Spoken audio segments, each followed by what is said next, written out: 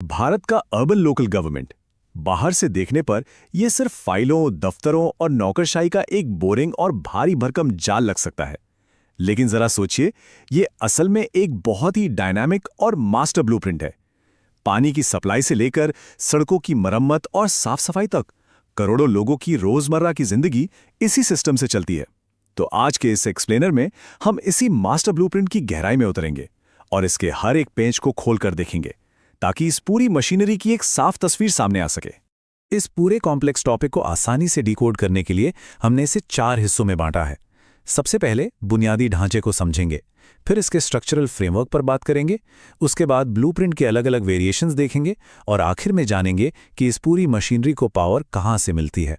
तो चलिए बिना किसी देरी के शुरू करते हैं हमारे पहले हिस्से से, द फाउंडेशन यानी अर्बन गवर्नेंस की असल बुनियाद। सबसे पहले ये क्लियर कर लेते हैं कि अर्बन लोकल गवर्नमेंट का असल में मतलब क्या है। सिंपल शब्दों में कहें तो राज्य द्वारा तय किए गए किसी शहरी इलाके का शासन, जिसे वहां की जनता अपने चुने हुए प्रतिनिधियों के जरिए चलाती है। मतलब पावर सिर्फ उसी खास इलाके तक सीमित है। और एक दिलचस्प बात बताऊं, केंद्र के स्तर पर इसे मुख्य रूप से शहरी विकास मंत्रालय देखता है। लेकिन कहानी सिर्फ यही खत्म नहीं होती। कैंटोनमेंट बोर्ड्स यानी छावनी क्षेत्रों के मामले में रक्षा मंत्रालय और केंद्र शासित प्रदेशों के लिए गृह मंत्रालय भी इस पूरी व्यवस्था का एक बेहद अहम हिस्सा है। अब अगर इसके इतिहास के पन्ने पलटे तो इसकी जड़ें अंग्रेजों के जमाने तक जाती हैं। 1687 में मद्रास में भारत का पहला नगर निगम बना था।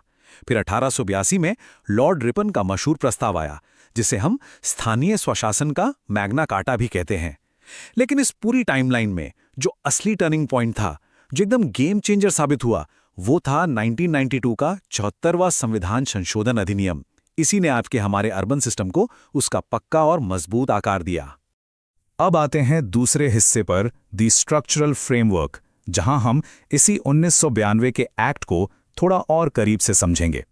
ये 1992 वाला एक्ट कोई मामूली कानून नहीं था।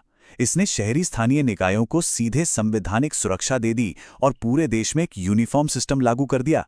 इसने मुख्य रूप से 3 तरह की नगर पालिकाओं को फिक्स किया। पहला, नगर पंचायत, जो उन इलाकों के लिए है जो अभी गांव से शहर बन रहे हैं, एकदम ट्रांजिशनल फेज में है। दूसरा, म्युनिसिपल काउंसिल या नगर परिषद, जो थोड़े छोटे शहरी इलाकों के लिए बनाई जाती हैं। और जो बहुत बड़े बड़े शहर हैं, उनका जिम्मा म्युनिसिपल कॉरपोरेशन यानी नगर निगम उठाता है। इस एक्ट ने पूरे सिस्टम को एकदम डेमोक्रेटिक बना दिया। अब हर 5 साल में डायरेक्ट इलेक्शन होना तय हो गया। जहां आबादी 3 लाख से ज्यादा है, वहां वार्ड समितियों का बनना जरूरी हो गया। चुनाव एकदम फेयर हो, इसके लिए स्टेट इलेक्शन कमीशन बने और पैसों का हिसाब किताब रखने के लिए स्टेट फाइनेंस कमीशन आए। इसके अलावा जिला और महानगर योजना समितियां भी बनी। सबसे बड़ी बात, इसने नगर पालिकाओं को संविधान के दायरे में ला खड़ा किया, जिसका मतलब है कि राज्य सरकारें अब इस सिस्टम को लागू करने के लिए कानूनी रूप से पूरी तरह बंध गई हैं। यहां थोड़ा रुककर एक बहुत ही क्रूशियल पॉइंट पर बात करते हैं, सोशल जस्टिस और रिजर्वेशन। इस एक्ट ने हाशिए पर रहने वाले लोगों को एक नई आवाज और ताकत दी।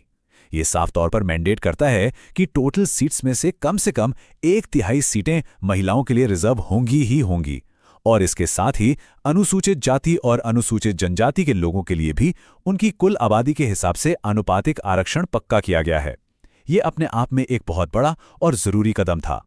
अब इस नंबर पर गौर करिए, 18। ये नंबर दिखाता है कि इस एक्ट का स्कोप असल में कितना बड़ा है। संविधान की 12वीं अनुसूची में कुल 18 काम जोड़े गए। इसका सीधा सा मतलब है कि अर्बन प्लानिंग से लेकर सड़क और पुल बनाने और यहां तक कि सॉलिड वेस्ट मैनेजमेंट तक की पूरी जिम्मेदारी अब सीधे इन स्थानीय नगर पालिकाओं के कंधों पर डाल दी गई है। शहर को चलाने का लगभग सारा दारोमदार इन्हीं पर है।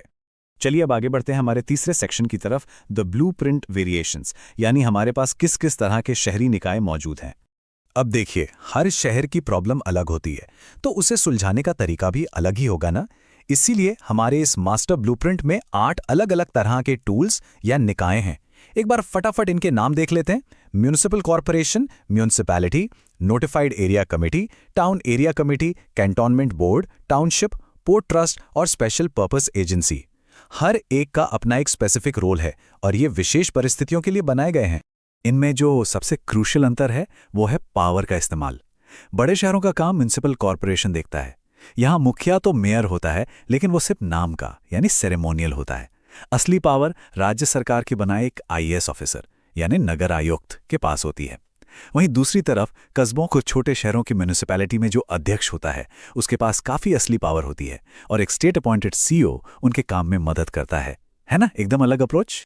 अब कैंटोनमेंट बोर्ड्स यानी छावनी क्षेत्रों का मॉडल तो एकदम ही अलग है। इनका प्रशासन राज्य सरकार नहीं बल्कि सीधे केंद्र सरकार का रक्षा मंत्रालय चलाता है। फिलहाल हमारे देश में कुल 62 कैंटोनमेंट बोर्ड्स हैं। इन्हें वहां रहने वाले आम नागरिकों की आबादी के हिसाब से 4 कैटेगरीज में बांटा गया है। कैटेगरी 1 जो 50,000 से ज्यादा की आबादी के लिए है और ऐसे ही नीचे जाते हुए कैटेगरी 4 जो 2500 से कम आबादी वाले इलाकों को कवर करती है। इन लोकतांत्रिक रूप से चुने हुए निकायों के अलावा कुछ नॉन स्टैंडर्ड बॉडीज भी होती हैं जो किसी खास वजह से मौजूद हैं, जैसे नोटिफाइड एरिया कमिटी। इसमें कोई चुनाव नहीं होता, सब मेंबर्स स्टेट द्वारा नॉमिनेटेड होते हैं। फिर आती है टाउनशिप जो बड़े बड़े सरकारी कारखानों या उद्यमों के कर्मचारियों के लिए होती है, यानी इसमें कोई इलेक्टेड मेंबर नहीं होता, ये बस ब्यूरोक्रेसी का ही एक एक्सटेंशन है। और हाँ, स्पेशल पर्पस एजेंसी भी है, जैसे पोल्यूशन कंट्रोल बोर्ड, जो किसी एरिया पर नहीं बल्कि एक खास फंक्शन पर फोकस्ड होती है। अब आते हैं अपने आखिरी और शायद सबसे जरूरी हिस्से पर, पावरिंग द मशीन। मतलब इन सबको चलाने के लिए लोग और पैसा कहाँ से आता है? कोई भी ब्लूप्रिंट या मशीन कितनी भी अच्छी हो, बिना ऊर्जा के नहीं चलेगी। यहाँ ऊर्जा का मतलब है मैन पावर और फंड्स। अगर मानव संसाधन यानी स्टाफ की बात करें तो अलग अलग राज्यों में 3 तरीके के सिस्टम चलते हैं। पहला है सेपरेट सिस्टम, जहां लोकल बॉडी अपना स्टाफ खुद चुनती है और उनका ट्रांसफर कहीं और नहीं होता। दूसरा है यूनिफाइड सिस्टम, जहां स्टाफ रखती तो राज्य सरकार है लेकिन उनका ट्रांसफर सिर्फ लोकल बॉडीज के बीच ही होता है। और तीसरा है इंटीग्रेटेड सिस्टम। इसमें स्टाफ सीधे स्टेट सर्विस का हिस्सा होता है और उन्हें राज्य के किसी भी डिपार्टमेंट में भेजा जा सकता है। और जहां तक पैसों का सवाल है तो म्युनिसिपैलिटी की कमाई के कई रास्ते हैं। टैक्स रेवेन्यू में सबसे ज़्यादा अहमियत है प्रॉपर्टी टैक्स की। वैसे एक समय पर जो चुंगी या ऑक्ट्रॉय लगता था वो अब लगभग खत्म हो गया है। इसके अलावा यूज़र चार्जेस, फीस और किराए से आने वाला नॉन टैक्स रेवेन्यू भी है। केंद्र और राज्यों से मिलने वाले ग्रांट्स, स्टेट फाइनेंस कमीशन से आने वाला फंड और राज्य की परमिशन से लिए गए लोन, ये सब मिलकर इस पूरी मशीनरी को फाइनेंशियली मजबूत बनाते हैं। पॉलिसी बनाने और केंद्र तथा राज्यों के बीच तालमेल बिठाने के लिए 1954 में central council of local government बनाई गई थी। ये एक एडवाइजरी बॉडी है जिसके अध्यक्ष केंद्रीय शहरी विकास मंत्री होते हैं। इसके नाम के पीछे एक बड़ा मजेदार फैक्ट है। शुरू में इसे central council of local self government कहते थे, लेकिन 80 के दशक में तय किया गया कि भाई ये सेल्फ शब्द कुछ ज्यादा ही हो गया है, इसकी कोई जरूरत नहीं है, तो उन्होंने ऑफिशियली इस शब्द को ही नाम से हटा दिया। तो इस पूरे मास्टर ब्लूप्रिंट को डिकोड करने के बाद एक बहुत ही बड़ा सवाल दिमाग में आता है। आज जिस रॉकेट की स्पीड से हमारे शहर फैल रहे हैं और नई नई जटिल परेशानियां खड़ी हो रही हैं, क्या 1992 का बनाया हुआ ये स्ट्रक्चरल ब्लूप्रिंट आज भी उतना ही कारगर है, या फिर अब वक्त आ गया है कि इस पूरे सिस्टम को एक नए और मॉडर्न कॉन्स्टिट्यूशनल अपग्रेड की डोज दी जाए? सोचने वाली बात है ना। इसी सवाल के साथ आज के इस एक्सप्लेनर को यहीं रोकते हैं। इस डीप डाइव में साथ जुड़ने के लिए बहुत बहुत शुक्रिया।